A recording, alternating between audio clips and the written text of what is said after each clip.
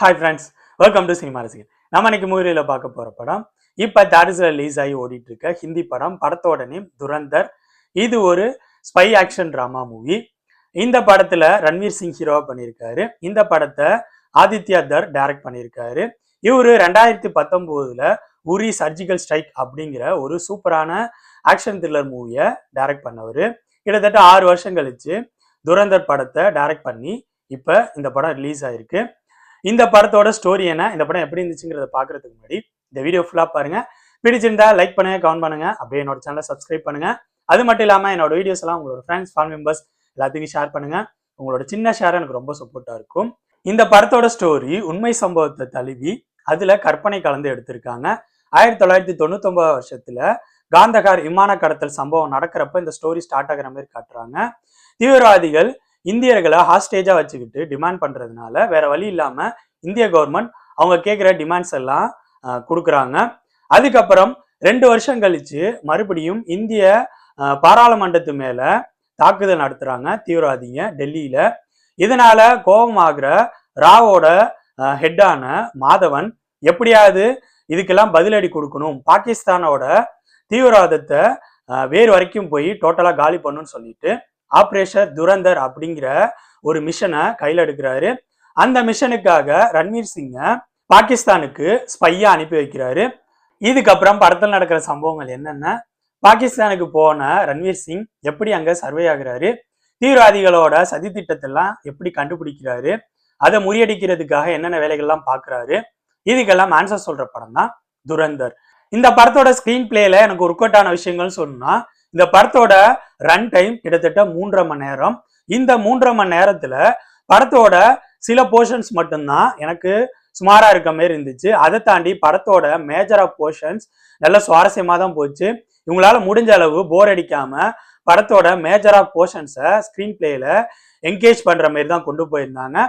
அதுக்கு முக்கியமான விஷயம்னு சொல்லணும்னா ஃபர்ஸ்ட் இந்த படத்தோட டெக்னிக்கல் விஷயங்கள் தான்.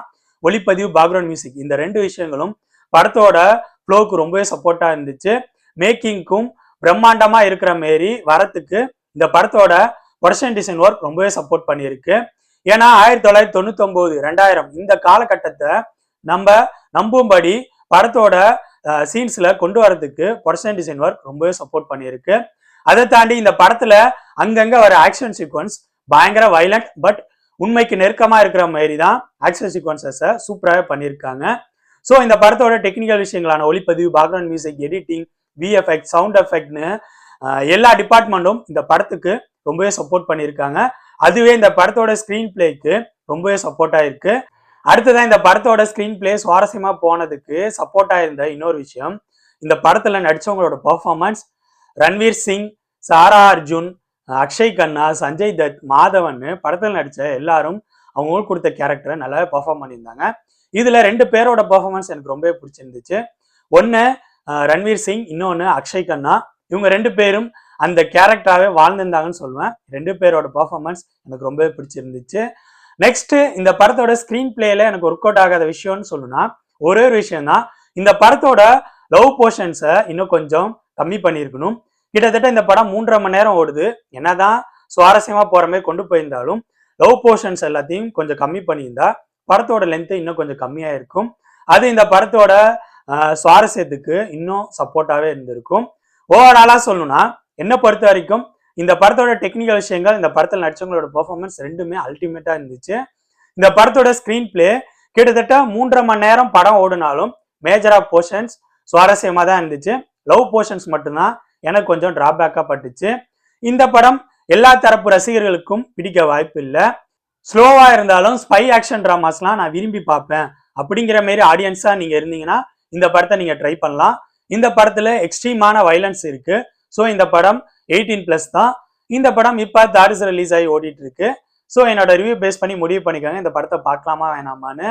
ஓகே ஃப்ரெண்ட்ஸ், இந்த வீடியோ உங்களுக்கு பிடிச்சிருக்கும்னு நினைக்கிறேன். தேங்க்ஸ் ஃபார் வாட்சிங். இந்த வீடியோ பிடிச்சிருந்தா லைக் பண்ணுங்க, கமெண்ட் பண்ணுங்க, ஷேர் பண்ணுங்க. அப்படியே சினிமா ரசிகன் சேனலை சப்ஸ்கிரைப் பண்ணுங்க.